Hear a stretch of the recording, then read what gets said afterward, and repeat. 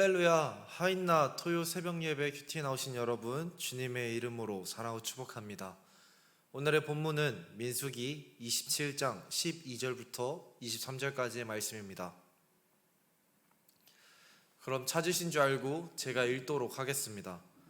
여호와께서 모세에게 이르시되 너는 이 아비람 산에 올라가서 내가 이스라엘 자손에게 준 땅을 바라보라. 본 후에 내 형 아론이 돌아간 것 같이 너도 조상에게 돌아가리니 이는 신 광야에서 회중이 분쟁할 때 너희가 내 명령을 거역하고 그 물가에서 내 거룩함을 그들의 목전에서 나타내지 아니하였음이라. 이 물은 신 광야 가데스의 무리바 물이니라. 모세가 여호와께 여짜와 이르되 여호와 모든 육체의 생명의 하나님이시여 원하건대 한 사람을 이 회중 위에 세워서 그로 그들 앞에 출입하며 그들을 인도하여 출입하게 하사 여호와의 회중이 목자 없는 양과 같이 되지 않게 하옵소서.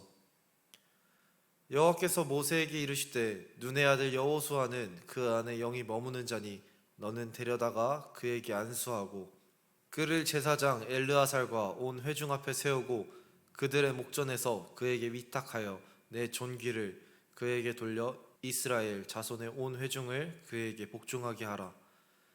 그는 제사장 엘르아살 앞에 설 것이요 엘르아살은 그를 위하여 우림의 판결로서 여호와 앞에 물을 것이며 그와 온 이스라엘 자손 곧 온 회중은 엘르아살의 말을 따라 나아가며 돌아올 것이니라.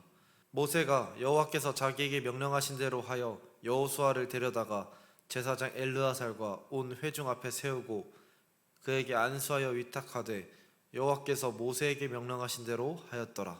아멘. 저는 오늘의 본문을 묵상하면서 자비와 공의의 하나님에 대하여 묵상하게 되었습니다. 우리가 잘 아는 것처럼 모세는 하나님으로부터 땅을 약속받았고 오늘날의 이집트인 애굽에서 노예로 살아가고 있었던 이스라엘 백성들을 애굽에서 인도해내어 지금 약속의 땅 가나안으로 인도해야 하는 그러한 소명을 받았던 그러한 사람이었습니다. 모세는 이스라엘 백성들과 함께 이동하는 그 과정 가운데 수많은 어려움을 경험하였습니다.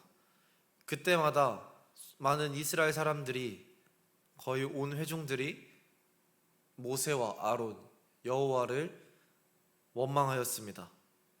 그런 상황 속에서 오직 하나님을 의지하며 인내함으로 버텼던 모세는 참으로 우직했던 사람이었습니다.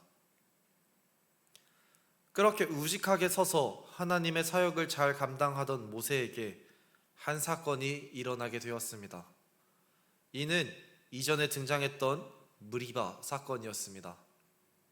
모세는 그동안 하나님을 의지함으로 수많은 어려움의 사역들을 감당하였던 사람이었습니다.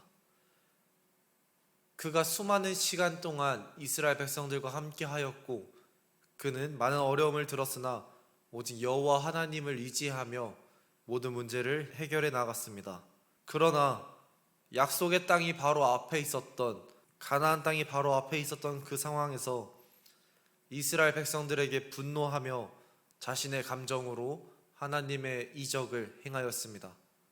하나님은 이스라엘 백성들에게 자비로서 물을 주고자 하셨습니다. 하지만 모세는 자신의 그 분노의 감정으로 하나님께서 자비로 주시고자 했던 물을, 거룩과 자비의 물을 훼손시키고 말았습니다. 그는 자신의 분노로 말미암아 하나님이 주셨던 자비와 사랑의 인내의 물을 심판과 분노의 물로 바꾸고 말았습니다. 하나님은 이런 모세의 모습을 보시고 약속의 땅, 그가 평생 꿈꿔왔던 땅, 그의 인생의 목적이 되었던 가나안 땅에 들어가지 못하게 하셨습니다. 사실 그동안 모세가 감당했던 사역들과 이스라엘 백성들의 불평어린 그런 태도들을 살펴보았을 때, 그런 것을 생각해 보았을 때 모세의 분노는 충분히 있을 수 있었던 일이었으며 오히려 그가 이제서야 목적지에 다다랐을 때 분노하게 되었다는 것이 그가 정말 대단한 사람이었다라고 생각하게 만듭니다. 그러나 하나님은 공의의 하나님이십니다. 그 사람이 그동안 어떠한 사역을 어떠한 성과를 이루었으며 어떠한 섬김을 감당했을지라도 그 사람이 어떠한 죄를 지었는지를 바라보시는 이가 바로 우리의 여호와 하나님이십니다. 그렇게 모세가 그동안 사역을 잘 감당해 왔을지라도 하나님은 이스라엘 백성들과 모세를 구분짓지 아니하시고 모세를 편애하지 않으셨습니다.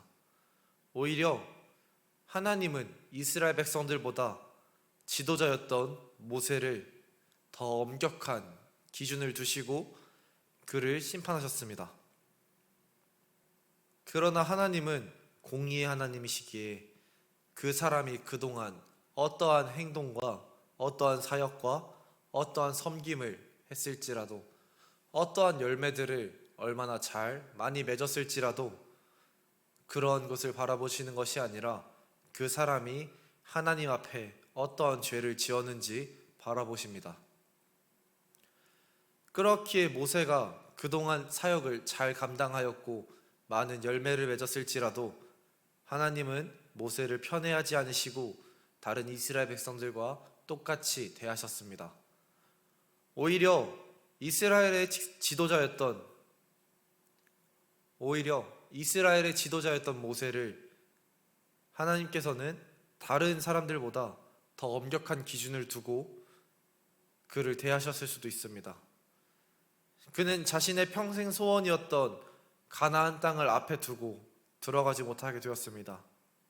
이것이 양을 맡게 된 목자의 무게입니다. 이제 조상의 곁으로 죽음이 머지않은 모세에게는 단 한 가지 걱정이 남아 있었습니다. 그것은 하나님께 약속받은 약속의 땅으로 자신이 들어가지 못한다라는 사실이 아니라 지도자 모세를 잃게 되어 혼란을 겪게 될 큰 어려움을 겪게 될 이스라엘 백성들에 대한 걱정이었습니다. 모세는 자신의 죽음 앞에서조차 이스라엘 민족과 하나님의 나라, 하나님의 백성들을 생각했던 것입니다. 모세는 하나님께 자신이 가나안 땅에 들어가야 될 이유에 대하여 따지듯이 기도하지 않았습니다. 지도자가 없어서 목자 없는 양처럼 변하게 될 이스라엘 백성들을 위하여 기도하기 시작했습니다. 이러한 모세의 간절한 기도를 들으신 하나님은 모세의 근심을 덜어주기 위해 새로운 지도자를 정해주셨고 모세에게 그 지도자에 대해 알려주셨습니다. 그는 바로 가나안 땅에 정탐꾼으로 다녀왔고 하나님의 말씀에 순종하여 가나안 땅을 긍정적으로 평가했으며 모세의 곁에서 지도자로서의 모습을 보고 배우며 지도자로 변해가는 지도자로 준비가 되어가고 있었던 눈의 아들 여호수아였습니다. 성경이 여호수아에 대하여 말하기를 그는 하나님의 영이 머무는 자, 성령과 지혜의 영으로 충만한 자라고 이야기합니다.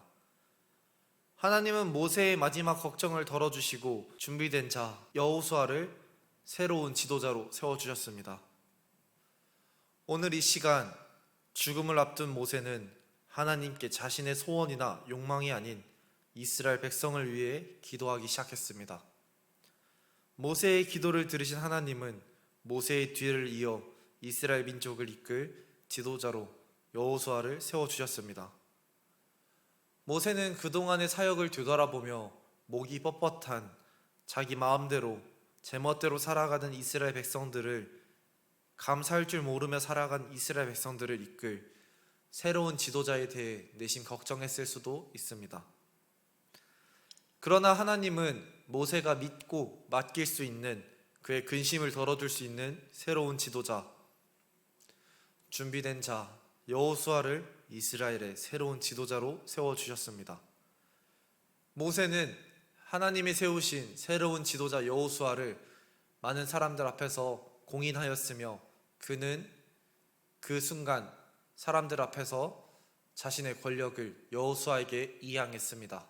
이제 여호수아는 공식적으로 새로운 지도자가 될 수 있게 되었습니다. 여러분은 지금 어떠한 모습을 가지며 살아가고 있습니까? 하나님은 하나님 앞에 죄 지은 자들의 모습을 그대로 바라보시고 그대로 심판하시는 공의의 하나님이십니다. 하나님은 우리의 간절한 기도를 들으시고 심판 속에서도 우리에게 자비를 베풀어 주시는 하나님이십니다. 여러분이 어떠한 죄를 지었다면 하나님께 나와 그 죄를 회개하시기 바랍니다. 하나님은 우리가 하나님께 나와 우리의 죄를 회개할 때 그 죄를 잊어주시는 그런 자비를 지니신 분이십니다. 우리가 가지고 있는 죄가 얼마나 크든지, 얼마나 무겁던지, 얼마나 작던지 그런 것에 신경 쓰지 않고 하나님께 가지고 나오시기 바라겠습니다. 여러분의 죄는 크기로 판단되지 않습니다. 죄는 무게로 판단되지 않습니다. 여러분의 죄가 얼마나 크든지 얼마나 작던지 그것을 신경 쓰지 말고 예수의 보혈을 의지하며 하나님께 가지고 나오시기 바라겠습니다. 죄의 크기는 우리가 판단하는 것이 아닙니다. 죄는 크기로 결정되지 않습니다. 죄를 판단하는 기준은 오직 하나님이 가지고 계십니다. 하나님 앞에 나와 죄를 회개하고 용서받으신 여러분, 이스라엘의 새로운 지도자가 되었던 여호수아처럼 준비된 하나님의 자녀로 살아가시기를 예수님의 이름으로 기도드리겠습니다.